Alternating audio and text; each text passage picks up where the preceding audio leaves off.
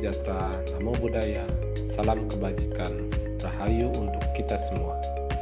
Berjumpa lagi bersama saya, Igusti Ngurah Komang Nurdiana, calon guru penggerak Angkatan 3 Kabupaten Jemberana. Pada kali ini saya akan menjelaskan tentang koneksi antar materi modul 3.2 tentang pengelolaan sumber daya sebagai pemimpin pembelajaran.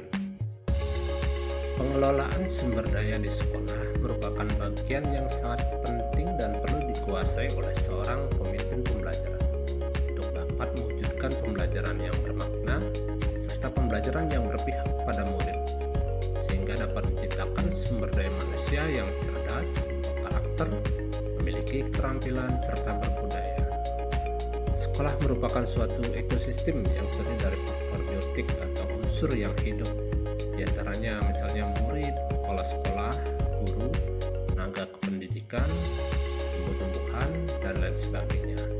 Sedangkan faktor abiotik atau unsur yang tidak hidup, di antaranya ruang kelas, tanah, lapangan olahraga, udara, dan sebagainya, yang berinteraksi saling mendukung satu dengan yang lainnya dalam mencapai visi, misi, serta tujuan sekolah melalui suatu proses baik dalam kegiatan pembelajaran maupun kegiatan lainnya yang berkaitan dengan pencapaian tujuan pendidikan di lingkungan sekolah itu sendiri. Sebagai seorang pemimpin pembelajaran, strategi maupun pendekatan merupakan kompetensi yang harus dikuasai dalam pengelolaan sumber daya di sekolah. Dalam modul 3.2 ini kita diperkenalkan pada dua model cara berpikir dalam pengelolaan sumber daya. Pertama, deficit based thinking. Yang kedua adalah asset based thinking. Deficit based thinking adalah berpikir berdasarkan masalah atau kekurangan. Pada pendekatan ini, sebagai seorang pemimpin biasanya menggunakan model berpikir berdasarkan pada kekurangan, apa yang menjadi permasalahan dan apa kelemahan yang dimiliki. Hal ini tentunya menjadikan seorang pemimpin selalu berpikir dari hal-hal negatif, dan tentunya hasilnya memiliki kecenderungan pada hasil negatif juga, seperti rasa pesimis, tidak percaya diri, sehingga berakibat pada suatu kegagalan. Sedangkan asset based thinking adalah proses berpikir berdasarkan aset.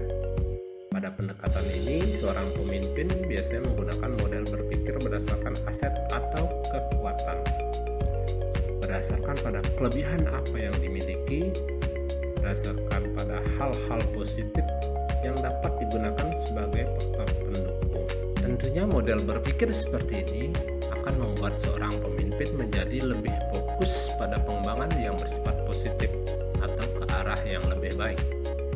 Tentunya sebagai seorang pemimpin di sekolah, asset based thinking merupakan pilihan yang harus digunakan dalam pengelolaan sumber daya sehingga dapat mencapai tujuan yang diinginkan. Dalam mengelola sumber daya, kita perlu memetakan 7 modal atau aset utama yang dapat dimanfaatkan dalam mendukung proses pembelajaran di sekolah. Di antaranya yaitu: pertama, modal manusia; kedua, modal sosial; ketiga, modal fisik; keempat, modal lingkungan atau alam; kelima, modal finansial; enam, modal politik; dan yang ketujuh adalah modal agama dan budaya.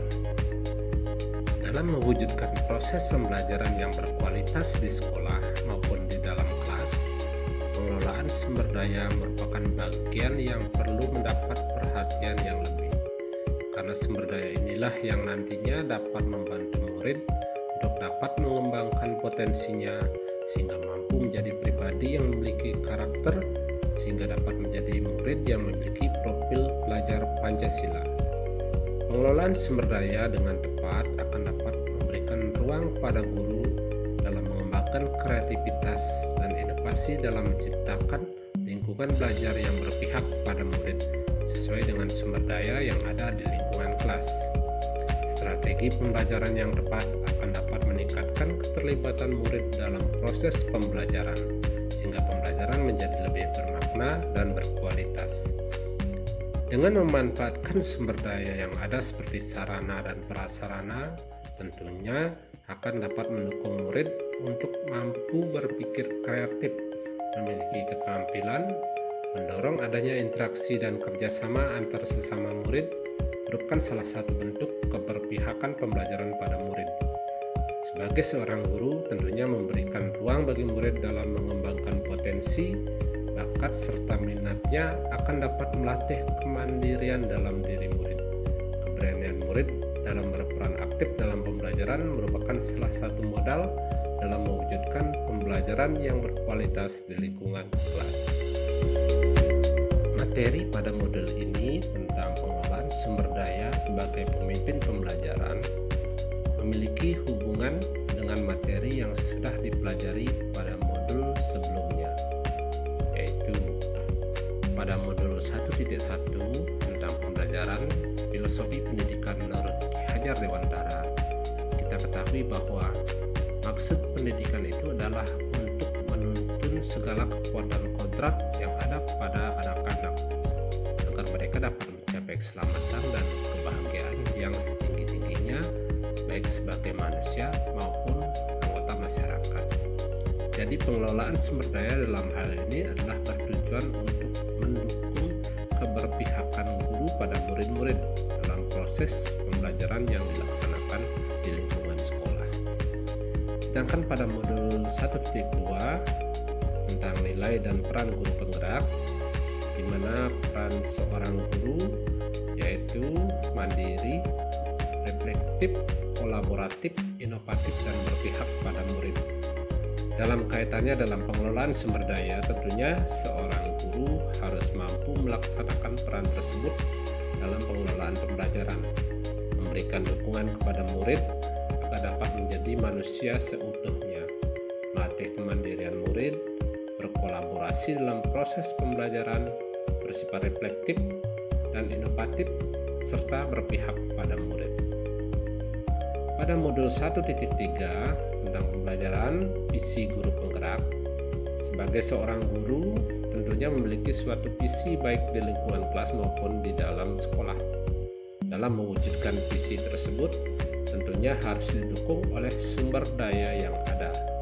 Sebagai pemimpin dalam proses pembelajaran maupun dalam pengelolaan sumber daya, menjadi bagian yang harus dikuasai oleh guru sehingga nantinya dapat mewujudkan tujuan yang ingin dicapai dalam proses pembelajaran. Pada modul 1.4 tentang budaya positif, sebagai pemimpin dalam pengelolaan sumber daya, seorang guru harus mampu membangun interaksi yang memberdayakan dan memerdekakan murid, sehingga mereka dapat meletakkan dirinya sendiri sebagai individu yang positif dalam dunia berkualitas karena mereka menghargai nilai-nilai kebajikan yang sudah diajarkan oleh guru. Modul 2.1 tentang pembelajaran berdiferensiasi, memenuhi kebutuhan belajar murid sesuai kodratnya merupakan bagian yang tidak terpisahkan dari tugas seorang guru. Oleh karena itu, sebagai seorang pemimpin pembelajaran, haruslah mampu mengelola sumber daya, salah satunya melalui pembelajaran yang berpihak pada murid dengan melakukan diferensiasi pada pembelajaran dengan memperhatikan kesiapan belajar murid, minat belajar murid, maupun profil belajar murid. Sedangkan pada modul 2.2 tentang pembelajaran sosial dan emosional, pengelolaan sumber daya oleh pemimpin pembelajaran juga dapat dilakukan melalui pembelajaran sosial emosional di dalam sekolah atau lingkungan kelas. Melalui pembelajaran sosial emosional, seorang pemimpin pembelajaran dapat meningkatkan kualitas pembelajarannya berbasis pada kesadaran penuh atau mindfulness bagi murid dalam mewujudkan kesejahteraan hidup atau well-being. Pengelolaan sumber daya sebagai pemimpin pembelajaran dalam kaitannya dengan modul 2.3 tentang coaching, di mana pendekatan coaching dengan model cerita yang sudah dipelajari bertujuan adalah agar guru mampu menjadi pemimpin pembelajaran maupun dalam pengelolaan sumber daya, sehingga nantinya seorang guru dapat menuntun murid dalam mengembangkan potensi murid tersebut untuk kemajuan dalam mencapai tujuan pembelajaran dan pendidikan seutuhnya di lingkungan sekolah. Sedangkan pada modul 3.1 pada pembelajaran pengambilan keputusan sebagai pemimpin pembelajaran, mengambil keputusan dan melakukan perubahan yang terbaik merupakan bagian yang harus diperhatikan oleh seorang pemimpin pembelajaran. Sebagai pemimpin pembelajaran, mengambil suatu keputusan akan dapat mempengaruhi tujuan yang akan dicapainya, termasuk juga dalam pengelolaan sumber daya yang ada. Keputusan yang tepat dalam memanfaatkan sumber daya akan menjadi suatu kekuatan untuk dapat membuat suatu perubahan yang berdampak pada peningkatan pembelajaran untuk mencapai tujuan pendidikan. Sebagai kesimpulan akhir dari koneksi antar materi modul 3.2 ini, sebelum mempelajari materi modul 3.2, sebagai seorang guru dalam melaksanakan proses pembelajaran, permasalahan pembelajaran sering menjadi fokus saya untuk mengembangkan strategi maupun teknik pembelajaran saya pada murid. Saya tidak memanfaatkan sumber daya menjadi suatu kekuatan dalam mengembangkan proses pembelajaran. Tentunya pembelajaran yang saya lakukan belum berpihak pada murid, sehingga hasilnya juga belum optimal bagi kemajuan pendidikan di kelas saya. Sedangkan setelah mempelajari materi modul 3.2 ini, saya memiliki paradigma baru untuk menyusun suatu perencanaan pembelajaran yang berkualitas, menyusun suatu perubahan dalam proses pembelajaran yang akan saya lakukan, menggunakan sumber daya yang ada sebagai suatu kekuatan untuk dapat menuntun potensi yang ada dalam diri murid, sehingga dapat mewujudkan pembelajaran yang berpihak pada murid untuk dapat menciptakan kemerdekaan belajar bagi murid. Nah, demikian pemaparan koneksi antar materi yang sudah saya sampaikan. Semoga bermanfaat demi mewujudkan kemerdekaan belajar. Sebagai akhir kata, saya ucapkan banyak terima kasih. Om Santi Santi Santi Om. Wassalamualaikum warahmatullahi wabarakatuh. Salam dan bahagia.